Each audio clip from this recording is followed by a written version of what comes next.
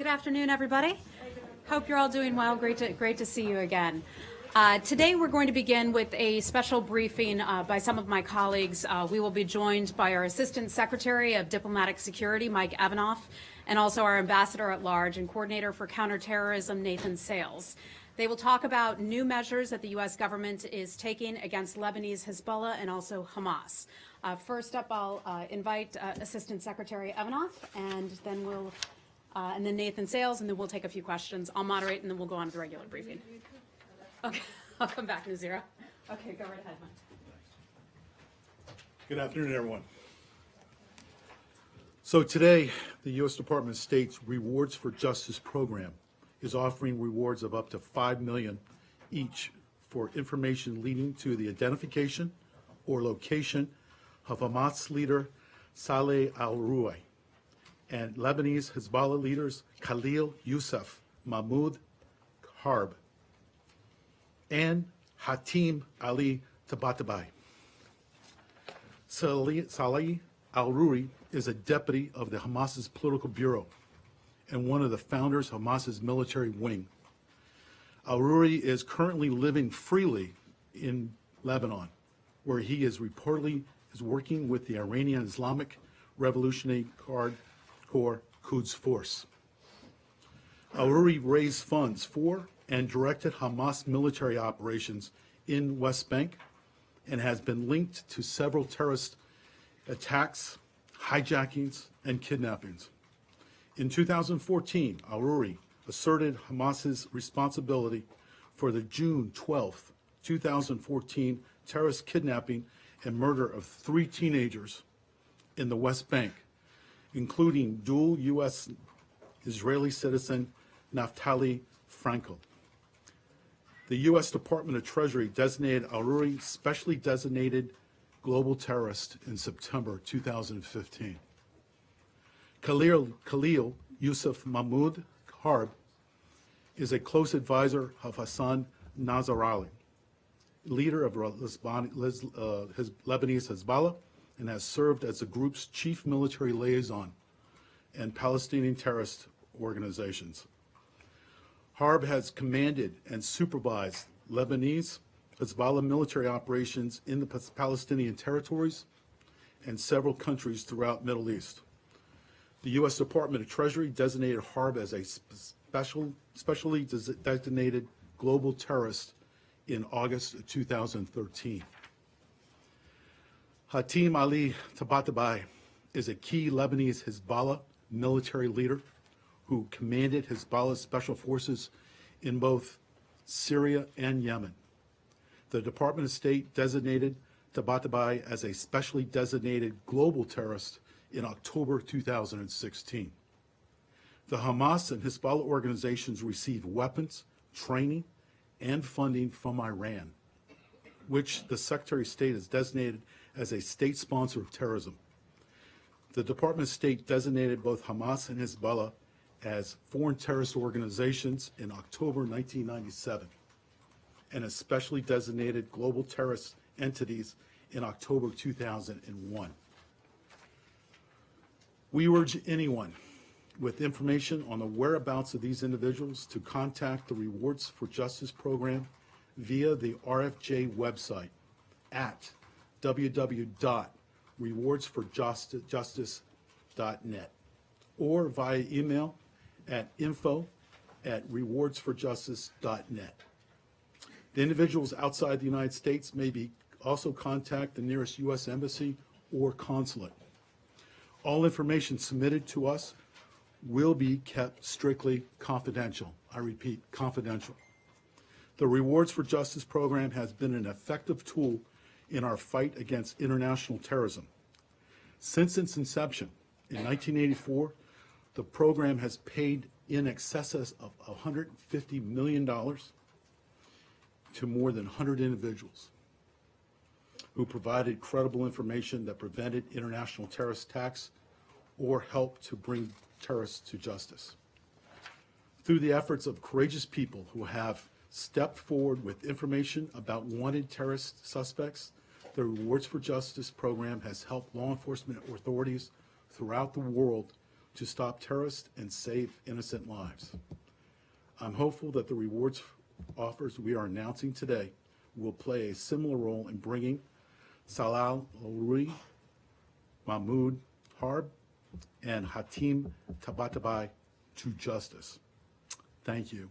And now I would like to turn over the microphone to Ambassador Nathan Sales, who will then give you our government's view on Iran going forward. Thank you.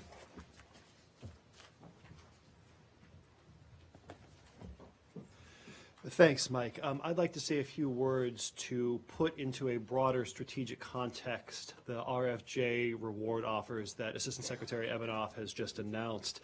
Before I do so, however, I'd like to pause for a moment to acknowledge that today is a very sad anniversary. This is the 3-year anniversary of the ISIS attacks on Paris in November of 2015. Iran is the world's leading state sponsor of terrorism. It has held that dubious distinction for many years now, and it shows no signs of relinquishing the title. Let me give you some numbers.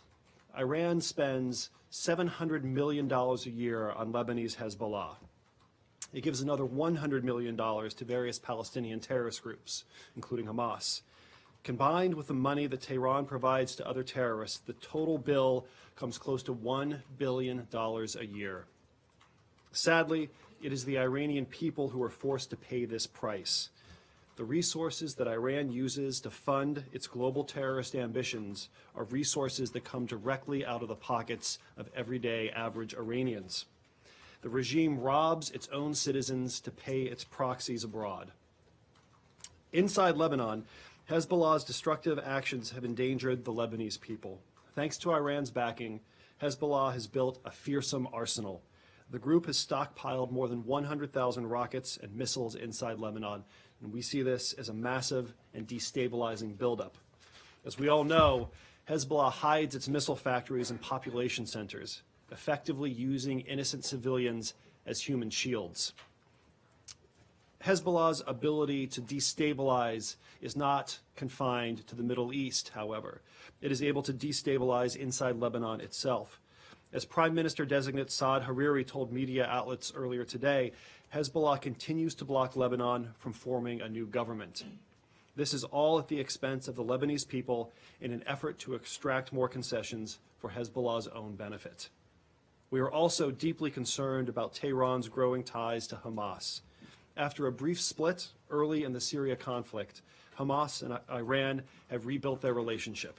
Iran is once again providing Hamas with much-needed funding. Salih al-Aruri has been a major player in the Hamas-Iran relationship, serving as one of Hamas's key liaisons with Iran and playing an important role in the reconciliation between the two sides. As has been widely reported, Aruri is currently living freely inside Lebanon, where Hezbollah's leadership has welcomed him with open arms. This is simply unacceptable. It is intolerable for a leader of Hamas to enjoy safe haven in Lebanon.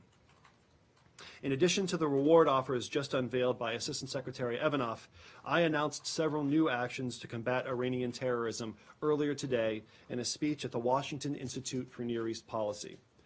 Today, the State Department is designating Jawad Nasrallah and the Al-Mujahideen Brigades as specially designated global terrorists, or SDGTs.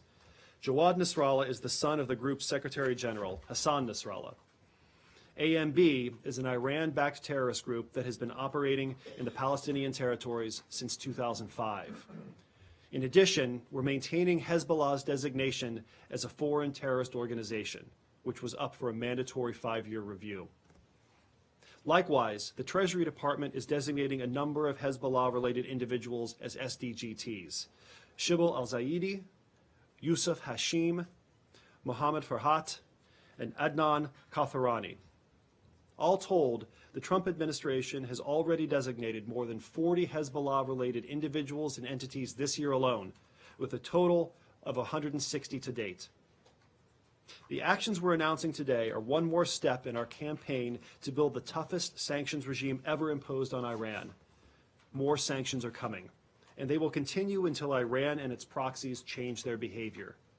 Iran must follow the same rules that every other civilized nation follows, and renounce terrorism as a basic tool of statecraft. We will continue to ratchet up the pressure until Iran joins the community of civilized nations and ceases its support for murder and mayhem around the globe. Thank you very much. We have time for a few questions. Nick, we'll start with you. Nick Wadhams from Bloomberg. Can you tell us, you said, I think it's Al-Ruri is living freely in Lebanon, so what pressure are you putting on the government of Lebanon to detain him, if any, and will they face any punishment or sanction for allowing them to go free? And then can you also just explain, given that these men have been on various terrorist lists since 2013, why now? Let me take the first piece and then turn it over to the Assistant Secretary. What we expect of Lebanon is what we expect of any government when dealing with a designated SDGT. So a person who is designated as an SDGT is subject to having all of their assets that are subject to U.S. jurisdiction frozen. And individuals are prohibited from engaging in any kind of transaction with them. Doing so subjects those individuals to secondary sanctions. It's intolerable, as I said, for a senior Hamas figure to enjoy freedom of movement in any country. And what we expect of Lebanon is what we'd expect any responsible country to do, and that is crack down on any terrorists in their borders. The Rewards for Justice program is an interagency program with the Secretary of State having the final say in it. This has taken time to get processed, and once the time has come, we have now unraveling it. So it's nothing. There's nothing that shows that we have an issue with it right now. It's just coming up through the process. Next question, Lori from K24. Does the Treasury Department, the Hezbollah people the Treasury Department designated today include people from Iraq, Kataib Hezbollah? Could you explain the relationship between Kataib Hezbollah and Lebanese Hezbollah? Is it the same organization? And secondly, the lead figure there in Kataib Hezbollah is actually the head of the Popular Mobilization Forces. Are you doing anything against him, Abu Mohandes? Oh, let me speak about the relationship between groups. We see a number of similarities in objectives and tradecraft between these various Iran-backed terrorist groups. They seek to destabilize the regions where they're active. They have access to weapons and training provided by Iran. They receive funding from Iran. And that's the reason why we are grouping them together in today's announcements. Today's announcements are about increasing our pressure campaign on Iran proper, but also on the various different proxies that Iran uses throughout the region and around the world. Nina from I-24, did you have a question? No, Saeed, go ahead. Thank you. Is it just Saleh al-Aruri or other Hamas leaders? Because the other Hamas leaders are constantly going and coming back to Cairo, one of your allies, where you can freely take them if you want it. Well, we have That's different because they indulge in negotiations. we have used a number of tools to amplify the pressure on Hezbollah. So today's announcement as Assistant Secretary, Hamas. Thank you for correcting me. Today's announcement is limited to Mr. Al-Aruri, but in the past we have taken a number of other steps against Hamas as an organization and Hamas-related individuals. Hamas was one of the first groups we ever designated as an FTO back in the late 90s after Congress enacted the statute providing for that authority. In addition, in January of this year, we designated Ismail Haniyeh, the leader of Hamas's political bureau, as an SDGT. So today is just the tip of the iceberg. Connor Finnegan from ABC. Good afternoon. Thank you for doing this. Two quick questions for you. The first one, there have been some reporting that the administration is considering designating the Houthi rebels in Yemen. Can you speak to whether or not that is actively under consideration? And then secondly, the administration's been in office for nearly 2 years now with this unprecedented sanctions regime on Iran and their proxies. Have you seen any change in their behavior to date because of the sanctions? On the Houthis, I'm not going to comment on speculation in the press. What I can tell you is that we've been very clear. It's intolerable that the Houthis are launching Iran-origin munitions into Saudi Arabia.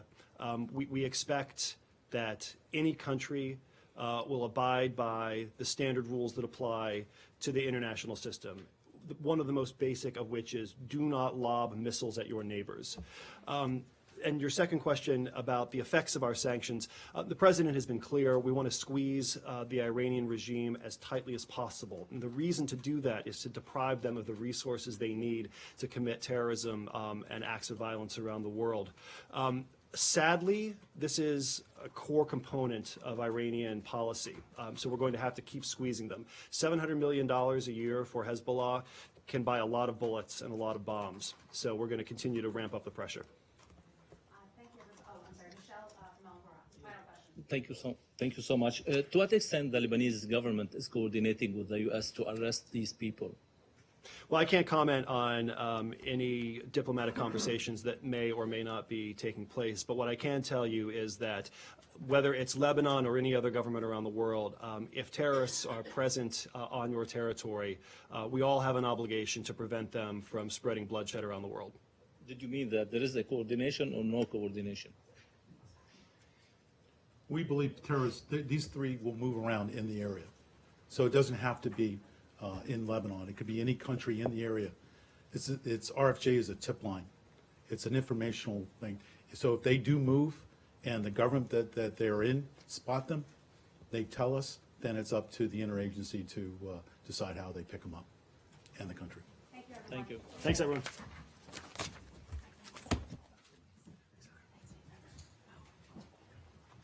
Thank you. I'm a bit shorter than these guys, so I'll take advantage of this box here. I'm not sure I know how to use that fancy button, but good afternoon, everyone. A couple quick announcements to bring you before I take your questions. The first is Secretary Pompeo met earlier today with His Majesty King Abdullah II of Jordan here in Washington, D.C. During the meeting, Secretary Pompeo conveyed his condolences to the victims of recent flooding in Jordan and reaffirmed the United States' steadfast support for Jordan. Secretary Pompeo underscored the importance of the bilateral relationship between our two countries and thanked the King for his efforts to promote peace and stability in the Middle East, and sought King Abdullah's views on regional developments and other matters of mutual interest.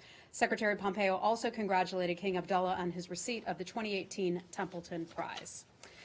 Next and final thing is Deputy Secretary of State John Sullivan is traveling right now to Japan, Singapore, Australia, and Papua New Guinea through November 18th on behalf of Secretary Pompeo.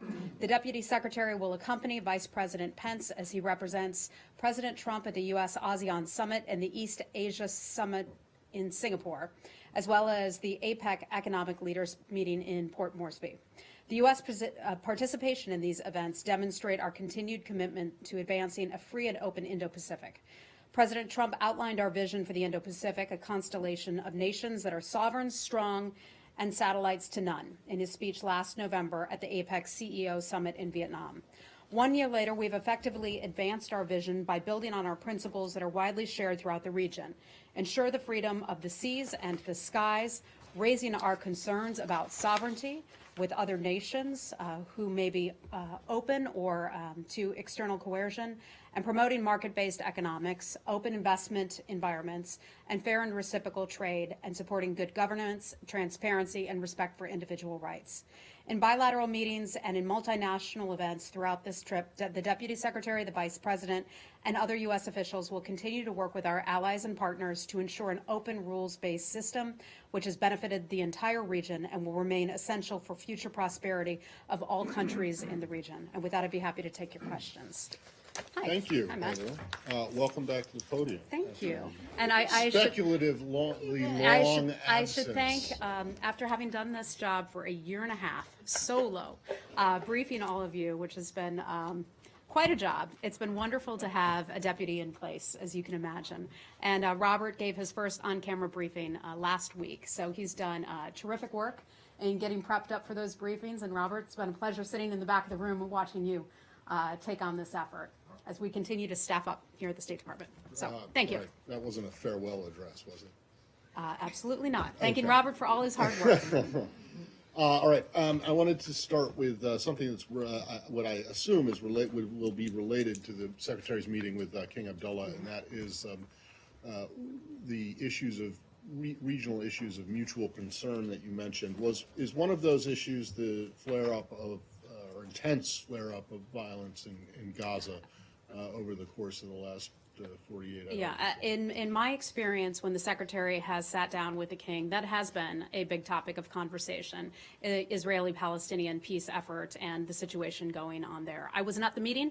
That took place just a short while ago today, but I would imagine that was a part of the conversation too, but I have not confirmed that yet with the Secretary. Okay. Well, as you probably aware, it looks like there is a chance that a ceasefire could be arranged, or maybe even has been arranged and is in its early stages.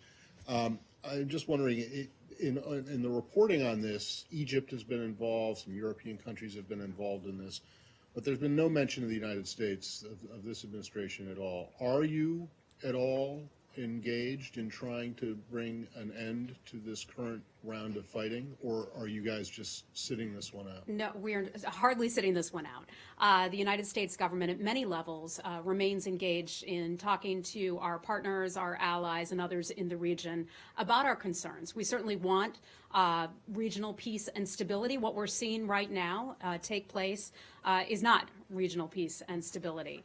We condemn in the strongest terms those rocket, missile, and mortar attacks that are taking place from Gaza into Israel. We call for the sustained halt of those attacks. We stand with Israel as Israel defends itself against these attacks. It is simply unacceptable to target civilians. As you know, we have an ambassador over there, Ambassador David Friedman. He has been hard at work in voicing his concerns about the situation over there. Our presidential advisor, Jason Greenblatt, as well, has been involved in this, and the United States government continues to have conversations with the various governments of the region at different levels. Can you be a little bit more specific? I mean, has anyone from this building actually picked up a phone or gone to see anyone to help try we have and been organize a ceasefire? engaged at the highest levels in this, but we're not going to get into our diplomatic conversations. The reason I ask is it just seems that previous administrations were in similar situations extremely active at very high and very public levels, with secretaries of state flying out to the region, trying to, and really exerting some pressure. And this administration seems to be content to do whatever it is it's doing, to do it completely behind the scenes. Is that an accurate characterization? I would not confuse hopping on a plane and flying all over the world with positive activity necessarily. Just because you're hopping on a plane does not always bring about positive results. We can have conversations, whether it's by phone or in person with our representatives on the ground, that we think can effectively advocate our views and concerns. Well, forget about getting on a plane. At least tell us who it is that's from the U.S. At this time, I'm not prepared to get into our private diplomatic conversations. If at some point that changes, I'd be happy to let you know. Saeed, go right ahead, certainly. On this, there was quiet and there was agreement. In fact, the Israelis allowed money to go into Gaza and so on, but then they sent in special forces into Gaza and killed 7 Palestinians. I mean, that's how this whole round, this latest round. Understood. Do you condemn the Israeli action? I can't comment on Israel's decision to make its go with its operation that took place over the weekend. That would not be the United States government's. But you just condemned the Palestinians for responding to Israel. Rocket attacks, certainly, without a doubt. But I cannot comment on the specific details of the Israeli operation. I'd have to refer you to the government of Israel and its military for that. So if let's say the Palestinians or Hamas were to send in a group of armed men into Israeli territory and do the same thing, I think that's entirely a hypothetical. Okay. All right. Next question. Hi. Yes, hi. The president this morning criticized again the statement from President Macron on a European army. Does that mean that the U.S. are not reassured by what President Macron told them during this weekend, that this is part of an effort to step up European defense, precisely to do what President Trump is asking, to share the burden within NATO? Yeah. Well, as you know, I was not there on that trip. Robert Palladino was kind enough to have gone on that trip with the Secretary and the President. That was the President's trip, so he had those meetings. So I can't comment too much on that. But what I can tell you, the Secretary met with the French Foreign Minister over the weekend. They had good, productive conversations. They discussed U.S.-French cooperation on resolving global security challenges, including, and I'd like to highlight this, how to strengthen NATO.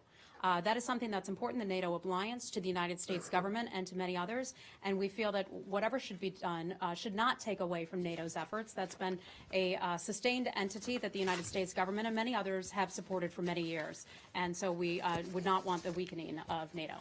Aren't those good, productive meetings undermined by President Trump's tweets saying the opposite? I don't think so. I don't think so. Okay.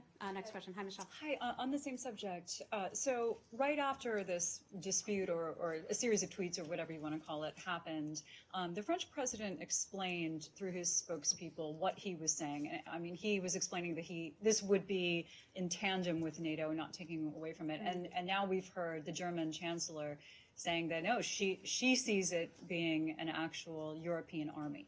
So in Secretary Pompeo's interactions with his counterparts from these countries, does he have a problem with the European army or no? Look, our position, I think, on this is very clear.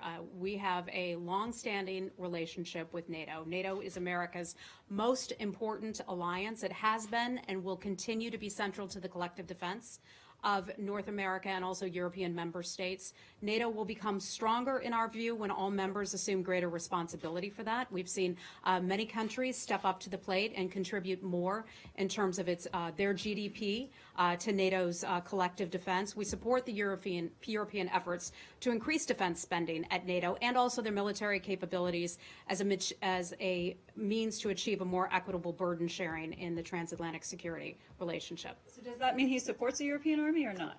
Look, I have been clear, and let me say it once again. We support NATO. We support NATO and think that NATO should only be strengthened. You just said that NATO was the most important alliance that the United States has, but France is actually the oldest ally that the United States has, and the president's sniping at them via tweet is engendering some real ill will on the other side of the Atlantic. What's this building do to try to minimize the damage that's caused by this? I think I can only say, in my experience in hearing from my counterparts, from some of these foreign leaders, some of this is much to do about nothing. There are news reports. People like to make a big deal out of what they see as a falling out, a rift. And from my experience, and I think from the experience of many of my colleagues at the State Department, that is not the case. We have a close alliance with France. It's one of our oldest and most critical allies, and nothing with regard to that relationship has changed. Okay, so in other words, much ado about, when you say much ado about nothing, we should just ignore the president's tweets? No, what I would say is, though, many and I'm not, criticizing my colleagues here in this briefing room, but often people publicly make a lot more out of a situation than really is the case. Twitter account and insulted the president of France. That's not us or anyone else making a big deal out of it. That's him doing it. I would say, Matt, that is really not a big deal. Okay. Yeah. Okay. I think you're making a big deal out of really nothing. Okay. Okay. Go ahead.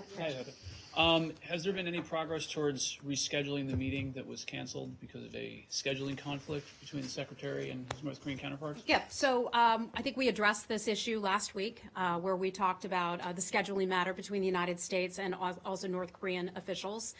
We will look forward to scheduling a meeting when the time is right. That is something that is important to us. As the President spoke last week, he talked about a possible upcoming meeting early next year with Chairman Kim. The communications that we have with the North Korean government are regular communications, and we continue to stay in contact with the North Koreans. When we have additional information on any rescheduled meeting, I'll let you know. Does the State Department believe that there should be a meeting between the Secretary or officials before the President and the Chairman meet again? I'm not going to get ahead of that, but as you well know, our meeting we expect to be rescheduled. Yeah. Hi, Jenny. Go ahead. I had a follow-up North Korea issues, and I think you know already, reading on New York Times article, and CSIS reported that there are 13 uncleared secret missile bases in North Korea. So North Korea continued to develop their nuclear and missiles. What is your comment or what is Secretary Pompeo's reaction of this article? Sure. Some of these are intelligence matters, so I'm not going to comment on that. I can refer you to the president's tweet from earlier today in which the president said, addressed this very thing. So I'm not going to go beyond what the president said. However, I will highlight in the UN Security Council resolutions, those resolutions included ballistic missiles, recognizing, as do so many other governments, that ballistic missiles continue to be a threat from North Korea. Now, we have come an awfully long way since last summer when ballistic missiles were being launched. Recall when there was a ballistic missile launched over Japan, how frightening that was for those in that country. Nuclear weapons were being tested. We had 3 Americans who had been detained by the North Korean government. We have still come a long way from where we were in our relationship and our posture with North Korea in the past year. We see that as progress. A lot of people like to poo-poo that idea. There is still a long way to go, and we go into this with our eyes wide open, recognizing and acknowledging that there is work that's left to be done. Do you still expect CVID or FFVD from North Korea? Our policies have not changed. Okay. Thank you. Hey, Ben. Hi. Just an update on inspectors going to Punggye-ri and other sites.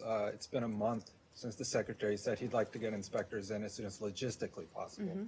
So are we any closer to sending inspectors in, or are there any kind of logistic hurdles that you're having trouble with? Let me look into that and see if I have anything for you on that one. Okay.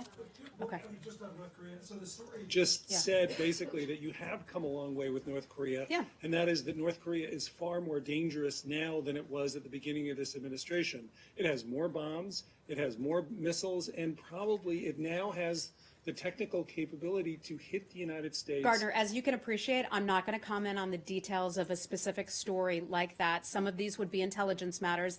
I can tell you that we have made significant progress. We have met more times, had more negotiations with the North Korean government in the past 6 or 7 months than the United States government has within the past 10 years.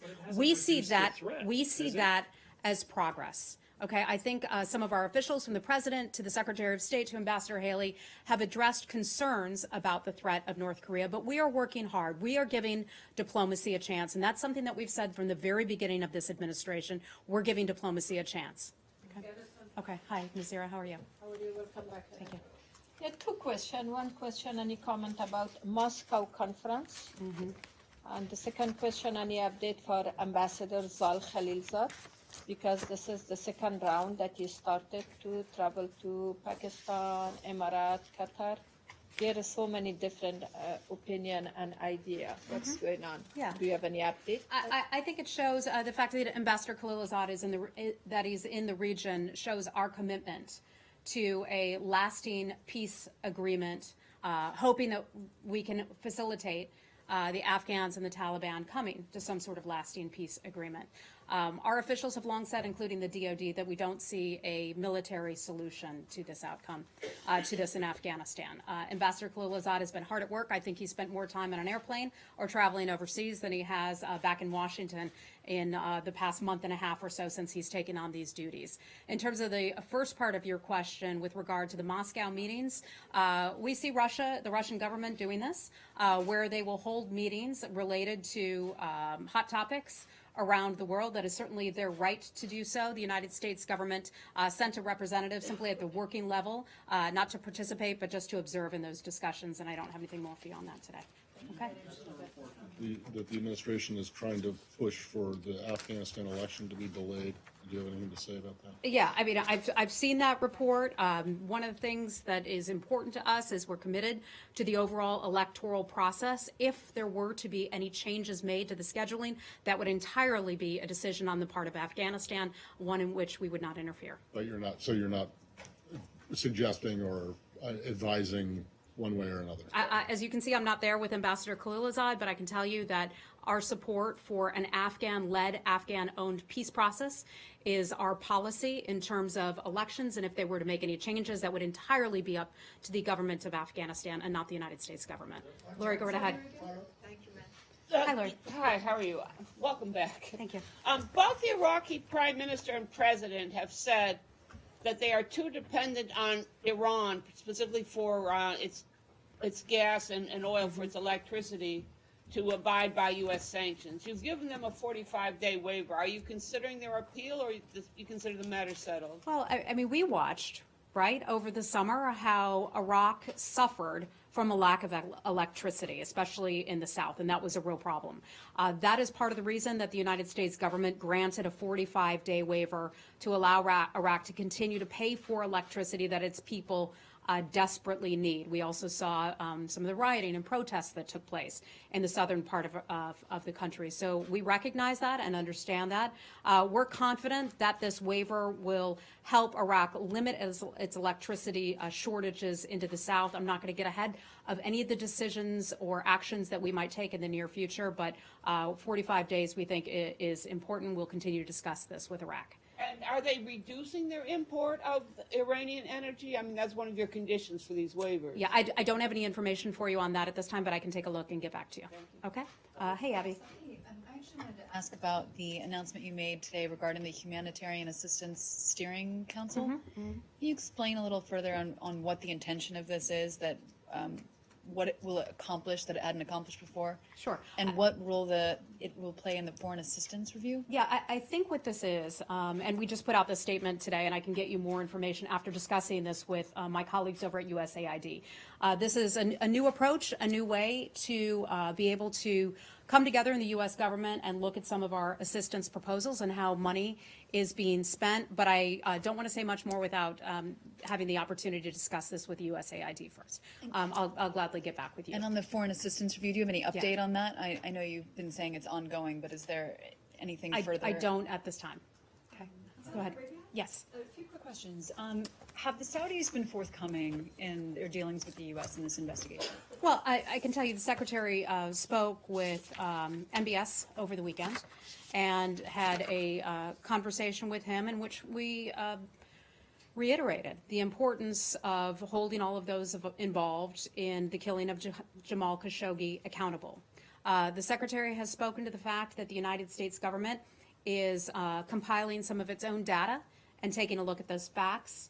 We're getting information from a variety of sources, as any government would, and we'll take a look at all of the information. I'm not going to wade into our private diplomatic conversations at this time, but we have been very clear with the government of Saudi Arabia that we expect transparency and accountability, and also speed to the ability that those countries are able to make a speedy determination in terms of what happened to Jamal Khashoggi. And then working with Turkey, can you say whether the Secretary has now viewed all of the evidence that the Turks have? I'm not aware if he has or has not. The Secretary is not an investigator. I imagine that he will be looking at some information, but I just don't have anything for you on that. Reports that he has heard the audio. Okay, let me make this clear one more time. Okay, the State Department has not heard any audio. There was one report about that, and I think we attempted to clarify that. I think the Secretary was very clear that he had not heard any audio. So that still stands today. That still So stands. Ambassador Bolton said this morning in Singapore that the tape that the Turks turned over does not directly implicate the Crown Prince. Is that your understanding? I have not seen Ambassador Bolton's actual quote from what he had apparently said this morning, so I'd have to refer you to the NSC for questions about what Ambassador Bolton had said. But I will reiterate that the Secretary has said that we will hold those accountable. People will be held accountable. The Secretary outlined some visa revocations a couple weeks ago. We were also blocking some Saudi officials from coming into the United States. But the Secretary was also clear in saying that things will not end there. So, we don't forecast sanctions, but our actions that we take did not end and will not end with the visa revocations and the blocking of certain Saudi officials from coming into the United States. Okay? Yeah. Why has the Secretary not heard the audio? Why? I would think that as the former director of the CIA, he'd be very interested. I think the Secretary is in the role of being the nation's chief diplomat at this time, and it wouldn't be appropriate to hear. Okay? Michelle, go ahead. Final question. We have to wrap it up. The last step that the U.S. took regarding the Arab coalition in Yemen related to Khashoggi's killing? I'm sorry, what is the question? Stopping the refueling of the Arab coalition in Yemen. Was it related to the killing of Jamal Khashoggi? Oh, you mean the air refueling? Is that what Correct. you're asking about? Correct. Well, that was something more in the Department of Defense's lane. But no, those things were not related. Okay. I didn't understand your answer to Carol. why would it be inappropriate for the top diplomat of the United States to listen to this tape or to look at all of the evidence? The Secretary of, and guys, I don't want to go down this road another time. The United States government has said that people will be held accountable. We expect accountability. We expect a speedy investigation. We expect a thorough investigation in which people are held accountable. The Secretary has not listened to a tape, and I'm not going to get into it beyond that, okay? Okay, but why, does he think it would be inappropriate for him I'm not going to listen get into it beyond that. Well, I don't get why it would be inappropriate. You would think that, you know, even that anyone who's going to be looking into how you respond to this would want to have the entire plate of evidence to, you know, would want to review the entire Matt, we will be taking document. a look at a lot of different pieces of information and developing our own data set. Okay? Thanks, everybody. Good to see you all again.